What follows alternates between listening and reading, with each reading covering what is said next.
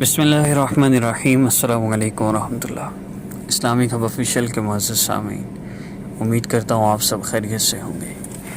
اللہ رب العزت اس کائنات کے خالق ہیں، مالک بھی ہیں اور رازق بھی ہیں۔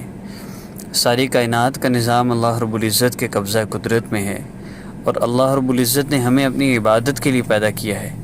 جو بندہ اللہ رب العزت کی فرما برداری والی زندگی گزارتا ہے، وہ دنیاوی طور پر جتنے بھی مشکل حالات میں ہو، جتنا بھی پریشان کیوں نہ ہو، اس کے اندر سکون ہوتا ہے۔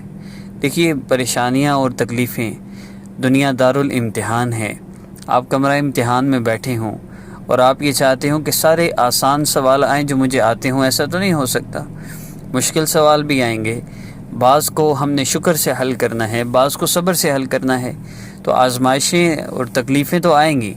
اب پہلی بات سب سے اس میں یہ ہے کہ ہم اللہ رب العزت سے عافیت مانگیں۔ پیارے اللہ ہمارے ساتھ عافیت والا معاملہ فرما دے۔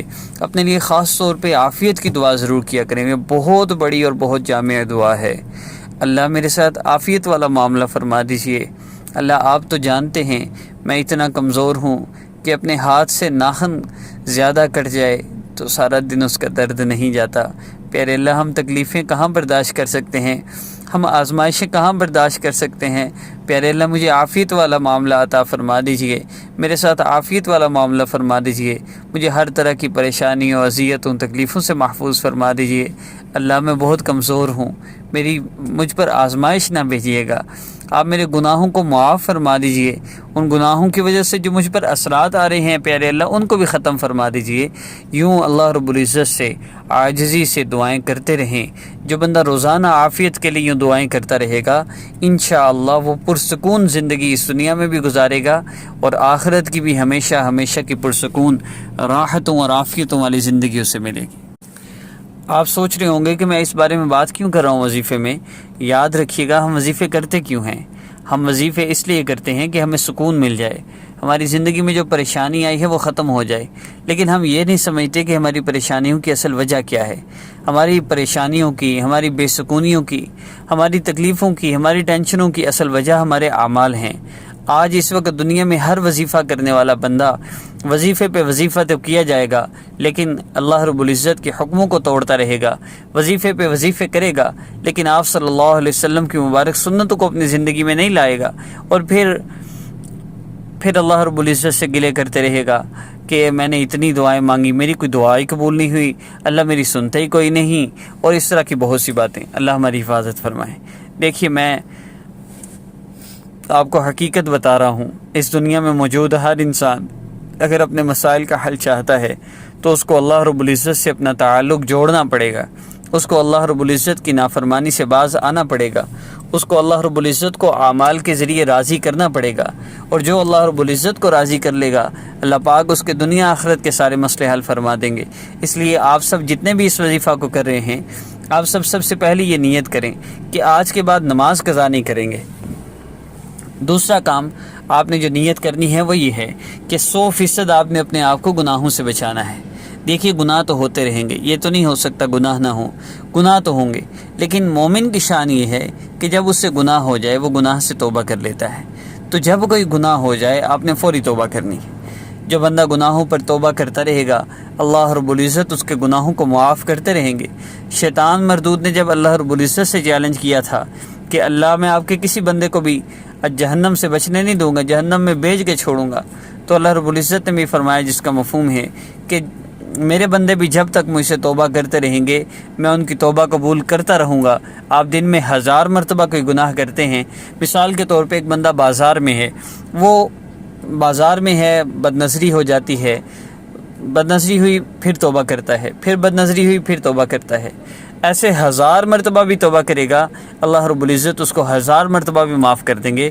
اس لیے یہ نہیں سوچنا چاہیے کہ میں تو یہاں ہوتا ہوں، یہاں تو ہر وقت عورتیں ہوتی ہیں تو میں اب اس گناہ سے نہیں بچ سکتا۔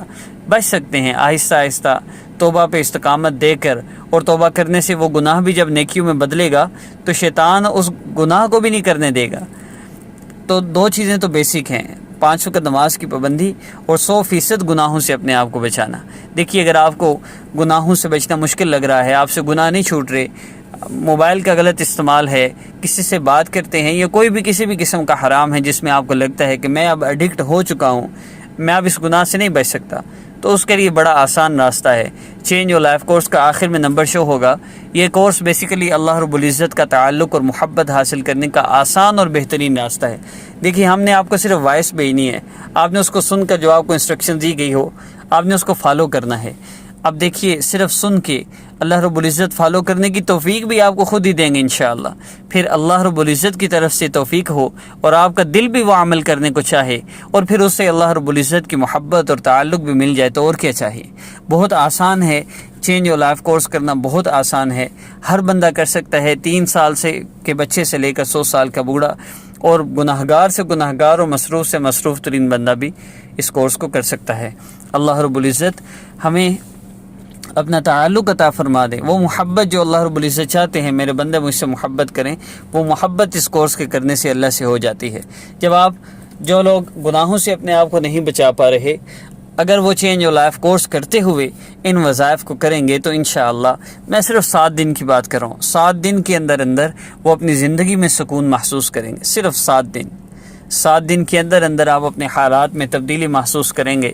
جو آپ چاہتے ہیں آپ کو ملے گا، سکون، راحت، عزت ملے گی۔ کرنا کیا ہے؟ Number 1 change your life course کرنا ہے۔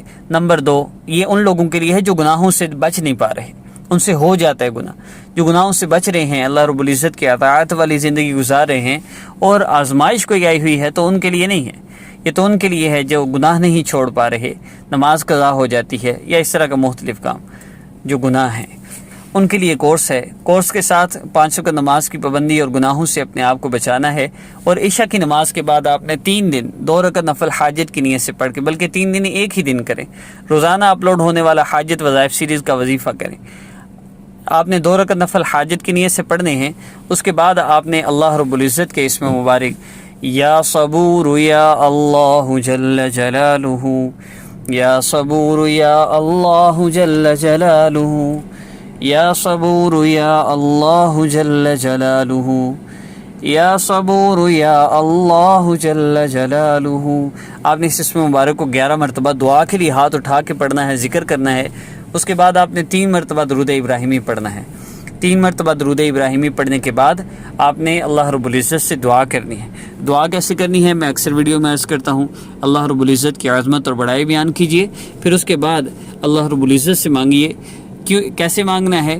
اللہ پاک نے جو احسانات اللہ رب العزت نے جو احسانات کیے ان کا شکر ادا کیجئے، اور پھر 2 سے 4 منٹ پھر اس کے بعد دعا کیجئے، پیارے اللہ آپ نے اتنے احسانات فرمائے ہیں، ایک احسان مجھ پہ اور فرما دیجئے، میرا یہ مسئلہ ہے آپ حل فرما دیجئے نا۔ اور آخر میں جب دعا کر لیں جو بھی آپ کا مسئلہ ہو اس کے لیے، پھر آخر میں 3 مرتبہ درود پاک لازمی پڑھیں۔ بس اتنا ہی وظیفہ ہے، اتنا ہی عمل ہے۔ کوئی اپنے مسائل کا حل چاہتا ہو تو اس سے بہتر اور کوئی راستہ نہیں ہے۔ اللہ رب العزت آپ سب کے سارے مسائل کو حل فرما دیں، اور یاد رکھیے اپنے مسائل کے حل کے لیے چینج یور لائف کورس کریں۔ اگر نہیں بھی کرنا پھر بھی اپنی والدہ کا نام تصویر کسی کو نہ دیں۔ جو آپ سے کہتا ہے آپ پر جادو ہے، نظر بد بندش ہے، ایسے لوگوں سے ہرگز رابطہ نہ کریں۔ نام والدہ کا نام لے کر آپ پر جادو، نظر بد بندش، حتیٰ کہ جنات کو مسلط کیا جا سکتا ہے جو آپ کو تنگ کریں گے، حتیٰ کہ زنا تک کرتے ہیں۔ اللہ ہم سب کی حفاظت فرمائے۔ السلام علیکم ورحمۃ اللہ۔